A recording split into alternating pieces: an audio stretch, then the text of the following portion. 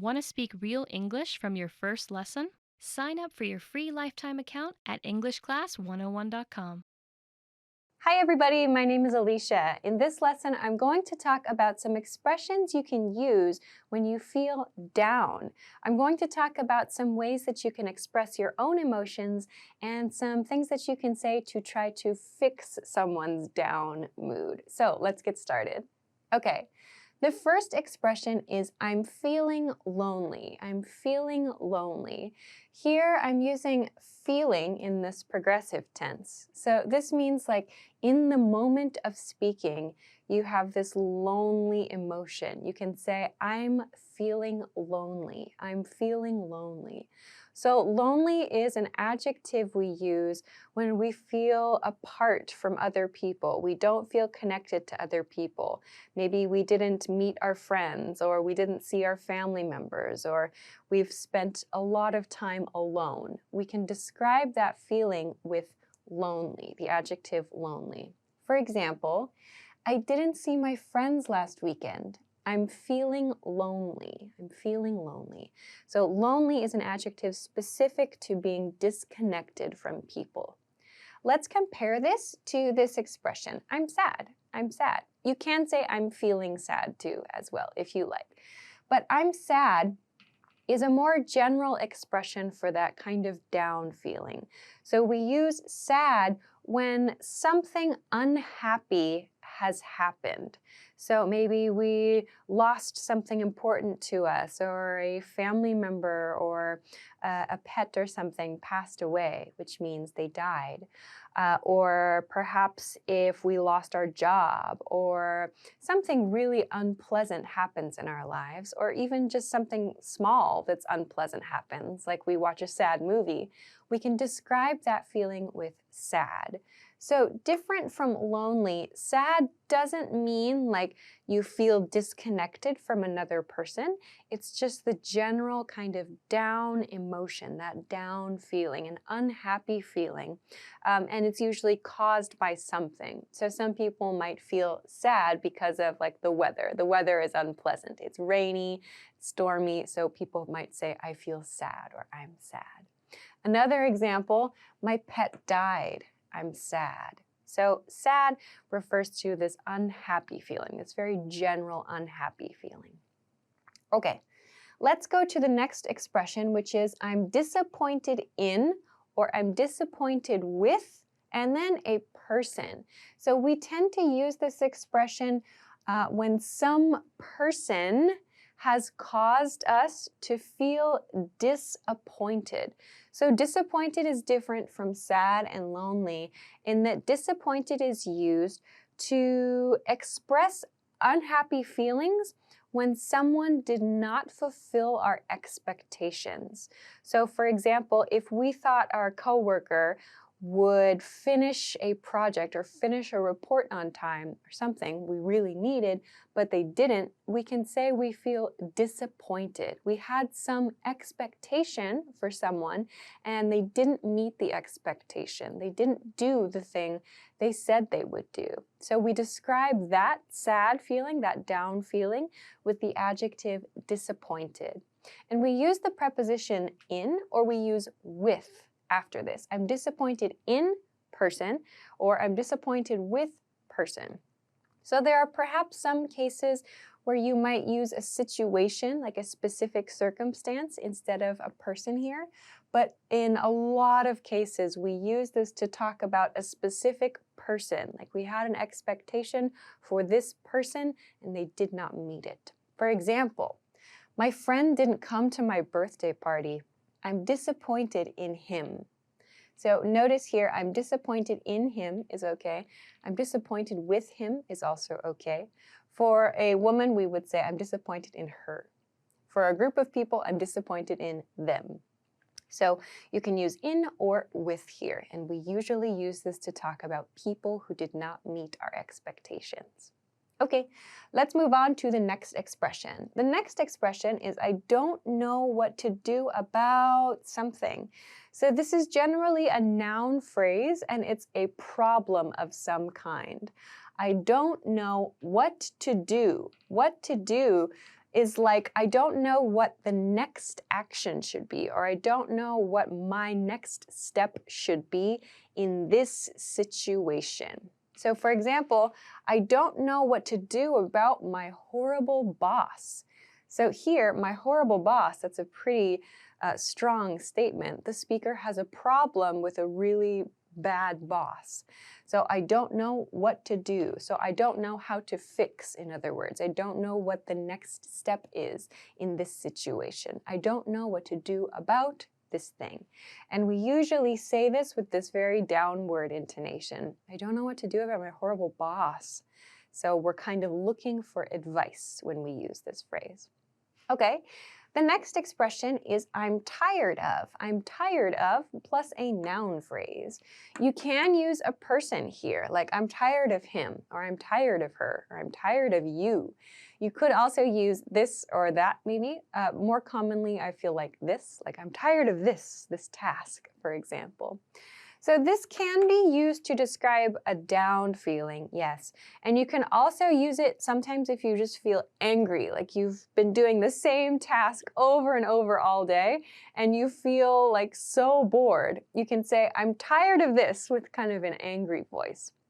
For this lesson, we're focusing on this kind of down feeling. So for example, you might say, I'm tired of worrying about my coworkers' mistakes. So here, worrying, I'm tired of worrying, this ing part of the verb, this shows us that this is actually the noun form. We've made a noun out of the verb to worry by using the ing form.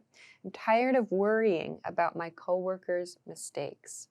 So we can use some kind of like complaint in this pattern as well. All right, the next one, I'm frustrated with something. So notice we're using with after frustrated here. Different from disappointed, we do not use in. We don't say I'm frustrated in something. We say I'm frustrated with something. So frustrated is different from disappointed, sad, and lonely because frustrated refers to something we've tried to do many times and we continue to fail. So even though we give our best effort, or even though we're trying very hard, we continue to fail, like usually many times. We describe that unhappy feeling with I'm frustrated. So it can feel like very sad and it can feel angry sometimes too. So for example, I'm frustrated with my computer. This is a very common source of frustrated feelings. I'm frustrated with my computer. So maybe I tried to fix my computer, or I've tried to do something on my computer and I can't. I keep failing. So we can use frustrated to describe that. The noun form is frustration, frustration. Okay, let's move on to one more expression. I've been feeling down lately. So this is similar to the first expression, I'm feeling lonely. You'll notice in the first expression, I said I'm feeling lonely. Here, I've been feeling down lately. So the difference in grammar here shows this feeling, I have been feeling, this started in the past and continues to the point where the speaker is talking now. This, I'm feeling lonely, means now, in this moment, I'm feeling lonely. So maybe it didn't start in the past and continue to now, it's just in this moment. Here, though, I've been feeling means from a point in the past until now, the speaker has felt down. So this lately is another clue, in the recent days. So for example, I've been feeling down lately. I haven't had much time away from work. So when we use down, it's again a very general feeling, kind of like sad. So it's like there was no specific thing that happened, but our mood is down. So when I say our mood is down, I mean we don't feel happy. So this is a situation you might feel down.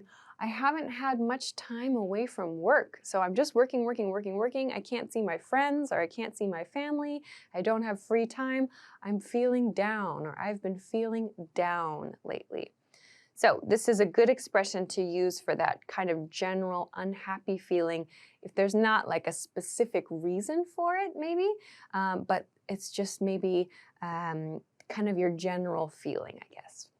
So let's talk then a little bit about some expressions you can use to try to fix the situation. So these are some supportive phrases that you can use. So if someone like in your office or your friend or your family member says one of these expressions, you can try to be supportive with one of these. So the first expression here is to take one's mind off of something. To take one's mind off of something. So this means to remove someone's focus on a problem. So to take one's mind, take someone's mind, so a mind is your brain, so your focus, in other words, your thoughts, off of. So if you imagine your brain is on something, a negative situation or a problem, this means to remove someone's focus from that problem. For example, let's watch a funny movie. It'll take your mind off of work stress. So here, let's watch a funny movie. So the funny movie is the method to remove focus from work stress. We express that with it'll, so this it is it will, it being the movie, it will take your mind off of removing, so off of work stress. So work stress is the cause of the problem or is the problematic situation. The funny movie will remove your focus from that. So we express that with take someone's mind off of something. Okay, the next expression is to cheer someone up. To cheer someone up. Please note that to cheer and to cheer someone up are different. To cheer, as just a plain verb, means like to support someone, and we use it in sports a lot, like to cheer for a team, like to cheer for a player. To cheer someone up, this expression means to try to improve someone's mood. For example, Risa seems down today.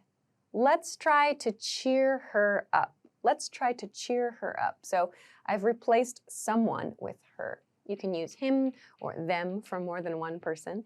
Let's try to cheer her up means let's try to improve her mood. So make sure you use to cheer up, to cheer someone up, not to cheer. It's not quite right. To cheer someone up.